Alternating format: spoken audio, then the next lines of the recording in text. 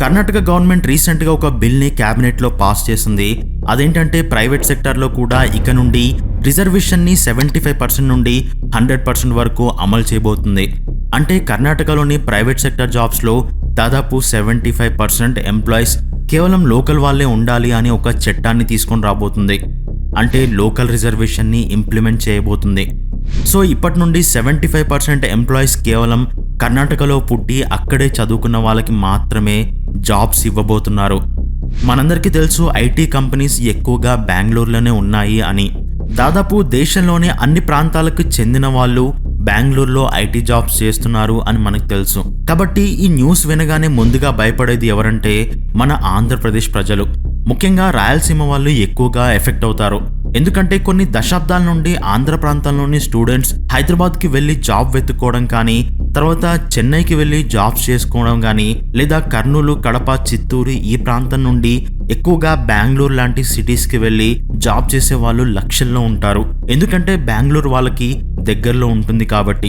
In fact మన జగన్మోహన్ రెడ్డి కూడా బెంగళూరులో ఒక ప్యాలెస్ ఉంది అని మనకు తెలుసు. అయితే అంత దూరం వెళ్ళి జాబ్ చేయాల్సిన పరిస్థితి మన స్టూడెంట్స్ కి ఎందుకో మనకు తెలుసు. ఎందుకంటే ఆంధ్రప్రదేశ్ కి ఒక క్యాపిటల్ అనేది లేదు కాబట్టి. అలాగే ఆంధ్రప్రదేశ్ నుండి ఎక్కువ మంది స్టూడెంట్స్ అమెరికాకి మాస్టర్స్ కోసం వెళ్ళడానికి కారణం కూడా ఒక రకంగా ఏపీలో ఐటీ ఇండస్ట్రీ లేకపోవడం వల్లనే బెటర్ ఫ్యూచర్ కోసం అమెరికాకి వెళ్లే వాళ్ళలో మన తెలుగు స్టేట్స్ అనేవి ఫస్ట్ ప్లేస్ లో ఉంటాయి. అందులోనూ ఆంధ్రప్రదేశ్ నుండి ఎక్కువ మంది స్టూడెంట్స్ ఉన్నారు. ఏపీలో ఉద్యోగాల కోసం విదేశాలకు వెళ్లే కల్చర్ మొదలవడానికి కారణం కూడా ఇక్కడ సరైన క్యాపిటల్ కానీ, లేదా స్టూడెంట్స్ కి హైయెస్ట్ రెవెన్యూ క్రియేట్ చేసుకునే ఐటీ జాబ్స్ ఇచ్చే ఇండస్ట్రీ లేకపోవడమే.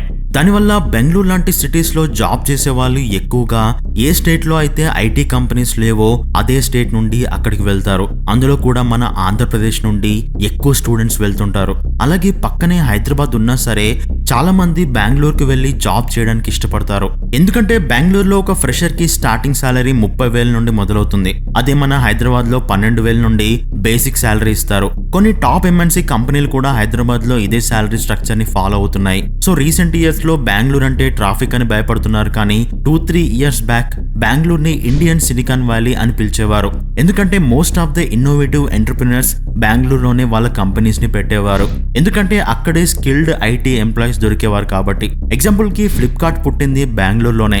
అండ్ ఫ్లిప్కార్ట్ ఒక్కటే కాదు, దాంతో పాటు Rapido, Meesho, Swiggy, Groww app, CRED app, Razorpay, Unacademy, Ather energy ఇలాంటి చాలా స్టార్టప్ కంపెనీలన్నీ కూడా బెంగళూరు నుండి ఆపరేట్ అవుతాయి. దీన్ని బట్టి బెంగళూరులో ఐటీ సెక్టర్ కి ఎంత సపోర్ట్ ఉందో మనం అర్థం చేసుకోవచ్చు. అయితే ఇలాంటి స్టార్టప్స్ పుట్టుకు రావడానికి కారణం అక్కడున్న కన్నడ స్టూడెంట్స్ ఏనా అంటే కాదు. ఈ కంపెనీలు బెంగళూరులో ఆపరేట్ అవుతున్నా సరే వీటి ఫౌండర్స్ దేశంలోని డిఫరెంట్ స్టేట్స్ కి సంబంధించిన వాళ్ళు ఉన్నారు. సో ఒక స్టార్టప్ ని బిల్డ్ చేయడానికి కావాల్సిన ఐటీ సపోర్ట్ అనేది బెంగళూరులో దొరుకుతుంది. అందుకే అందరూ అక్కడే కంపెనీలు బిల్డ్ చేస్తున్నారు. అలాని మన హైదరాబాద్ లో స్టార్టప్స్ లేవా అని కాదు. కాకపోతే మన ఇండియాలో ఫస్ట్ జనరేషన్ స్టార్టప్స్ అనేవి బిల్డ్ అయింది ఎక్కువగా బెంగళూరులోనే.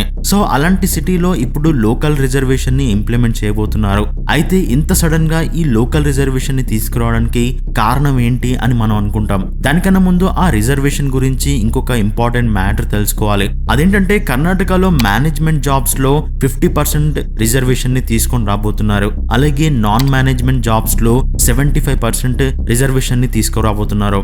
మేనేజ్మెంట్ జాబ్స్ అంటే టెక్నికల్ జాబ్స్ కానీ, అడ్మినిస్ట్రేటివ్ జాబ్స్ కానీ, మేనేజర్ లెవెల్ జాబ్స్ కానీ వీటన్నిటిలో 50% లోకల్స్ ఖచ్చితంగా ఉండాలి. ఇంకొక 50% నాన్ లోకల్స్ ఉన్నా సరే పర్లేదు. అంటే ఇవి స్కిల్డ్ బేస్డ్ జాబ్స్ కాబట్టి స్కిల్ అనేది మన రాష్ట్రంలో ఉన్న వాళ్ళ దగ్గర 100% దొరకకపోవచ్చు. అందుకే 50% ఎంప్లాయీస్ ని బయట నుండి తెచ్చుకున్నా పర్లేదు అన్నట్టుగా మేనేజ్మెంట్ జాబ్స్ కి 50% రిజర్వేషన్ మాత్రమే ఇచ్చారు. అలాగే నాన్ మేనేజ్మెంట్ జాబ్స్ కి 75% రిజర్వేషన్ ఇచ్చారు. నాన్ మేనేజ్మెంట్ జాబ్స్ అంటే క్లర్క్ పొజిషన్ నుండి సెమీ స్కిల్డ్ వర్కర్స్ కానీ ఎంట్రీ లెవెల్ జాబ్స్ ని నాన్ మేనేజ్మెంట్ జాబ్స్ గా చూస్తారు. వీటిలో 75% ఖచ్చితంగా లోకల్సే ఉండాలి. ఎందుకంటే ఈ జాబ్స్ లో కూడా వేరే రాష్ట్రం వాళ్ళకి ఛాన్స్ ఇస్తే ఇక కర్ణాటక స్టూడెంట్స్ కి ఎంట్రీ లెవెల్లో కూడా జాబ్స్ రావు అనే ఉద్దేశంతో 75% రిజర్వేషన్ ఇవ్వబోతున్నారు. అండ్ ఈ జాబ్స్ కోసం కూడా చాలా మంది వేరే స్టేట్స్ నుండి బెంగళూరుకి వచ్చే వాళ్ళు లక్షల్లో ఉంటారు. కాబట్టి ఇప్పుడు క్వశ్చన్ ఏంటంటే ఒకవేళ కంపెనీలకు వాళ్ళ రిక్వైర్మెంట్ కి తగ్గట్టుగా ఎంప్లాయీస్ కర్ణాటకలో దొరకకపోతే అప్పుడు కంపెనీలు ఏం చేయాలి? దేనికి కూడా గవర్నమెంట్ ఒక రూల్ ని తీసుకొచ్చింది. అదేంటంటే ఆ కంపెనీ అనేది గవర్నమెంట్ తో కొలాబరేట్ అయ్యి అక్కడ ఉన్న లోకల్స్ కి ట్రైనింగ్ ఇచ్చి మరి వాళ్ళకు జాబ్స్ ఇవ్వాల్సి ఉంటుంది. అప్పటికి వాళ్ళ దగ్గర సరైన ఎంప్లాయీస్ దొరకకపోతే అదర్ స్టేట్ ఎంప్లాయీస్ ని పెట్టుకోవడానికి రిలాక్సేషన్ కోసం అప్లై చేసుకోవాలి. అందులో కూడా 50% రిజర్వేషన్ లో 25% కి మించి తక్కువ రిలాక్సేషన్ ఉండకూడదు అని స్ట్రిక్ట్ రూల్ పెట్టింది. సో ఇప్పుడు ఈ చట్టం వల్ల లోకల్స్ కి జాబ్ ఆపర్చునిటీస్ అనేవి విపరీతంగా పెరగబోతున్నాయి. అయితే ఈ చట్టాన్ని తీసుకురావడానికి మెయిన్ రీజన్ గురించి అక్కడ గవర్నమెంట్ ఏం చెప్తుంది అంటే, రీసెంట్ ఇయర్స్ లో చాలా కంపెనీలు లోకల్ గా ఉండే అగ్రికల్చర్ ల్యాండ్స్ అంటే వ్యవసాయ భూములను తీసుకొని అందులో మ్యానుఫ్యాక్చరింగ్ కంపెనీస్ తో పాటు డిఫరెంట్ టైప్ ఆఫ్ కంపెనీస్ ని పెడుతున్నారు. కానీ దానివల్ల అక్కడ భూములు కోల్పోయిన లోకల్స్ కి జాబ్ ఆపర్చునిటీస్ అనేవి రావట్లేవు. అలాగే లోకల్స్ కి ఎక్కువ జాబ్స్ ని క్రియేట్ చేయడానికి ఇలాంటి చట్టాన్ని తీసుకురాబోతున్నాం అని అక్కడి కాంగ్రెస్ గవర్నమెంట్ చెప్తుంది. అందరికీ తెలుసు గవర్నమెంట్ సెక్టర్ లో ఎక్కువ జాబ్స్ ని క్రియేట్ చేయడం అసాధ్యమని. అందుకే వీలైనంత ప్రైవేట్ సెక్టర్ జాబ్స్ ని లోకల్స్ కి ఇస్తే అక్కడ అన్ఎంప్లాయ్మెంట్ ని తగ్గించొచ్చు అనే ఉద్దేశం కూడా ఉంది. అయితే దేశంలో ఇప్పటికే క్యాస్ట్ బేస్డ్ రిజర్వేషన్ వల్ల చాలా మంది అప్పర్ క్యాస్ట్ స్టూడెంట్స్ సఫర్ అవడం మనం చూస్తూనే ఉంటాం. కానీ క్యాస్ట్ బేస్డ్ రిజర్వేషన్ అనేది ఇప్పటికీ పెద్దగా ప్రాబ్లం కాదు. ఎందుకంటే గవర్నమెంట్ జాబ్స్ చాలా తక్కువగా ఉంటాయి. అలాగే గవర్నమెంట్ జాబ్ లో శాలరీ అనేది చాలా తక్కువగా ఉంటుంది. అంటే అదొక జాబ్ సెక్యూరిటీ ట్రాప్ లాంటిది. కాబట్టి దానివల్ల పెద్దగా ఎవరు ఎఫెక్ట్ అవ్వలేదు. కానీ అలాంటి చిన్న జాబ్ సోర్స్ లేని వాళ్ళు కూడా రిజర్వేషన్ వల్ల బాధపడే వాళ్ళు ఇప్పటికీ ఉన్నారు. సో టాలెంట్ ఉన్న వాళ్ళు రిజర్వేషన్ కి విసిగిపోయి గవర్నమెంట్ జాబ్ లో గ్రోత్ పెద్దగా ఉండదు అని ప్రైవేట్ సెక్టర్ లో కష్టపడి హయ్యర్ ప్యాకేజ్ తో జాబ్ తెచ్చుకోవాలి అనుకుంటారు.